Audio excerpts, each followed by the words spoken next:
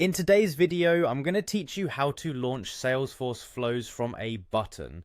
This is an incredibly effective way to streamline workflows and make tasks easier for you and your team by integrating Salesforce flows at the touch of a button. Let's dive into the process step by step. First, open up Salesforce and locate the gear icon, click on it, and from the drop-down menu, select Advanced Setup.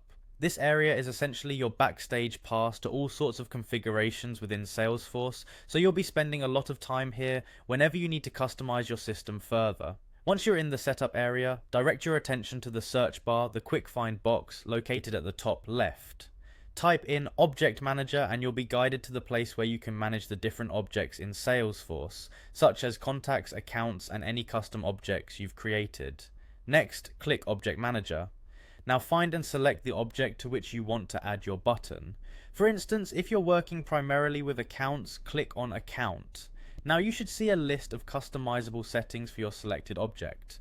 Look for buttons, links, and actions in the left-hand navigation. Give it a click. Once inside, you'll want to start the creation of a new action, so also click on New Action.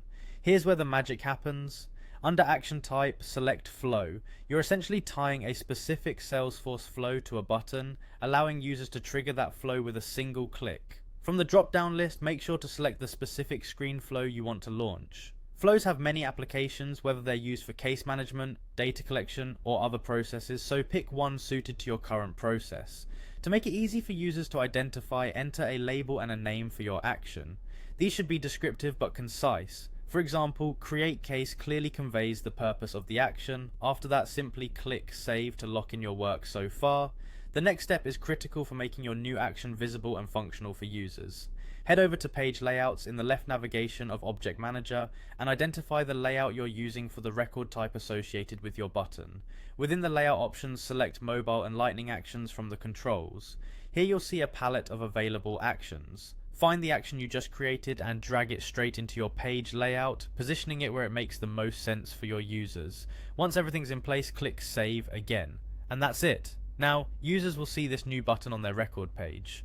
Clicking the button will instantly launch the configured flow, making your Salesforce environment both more functional and intuitive.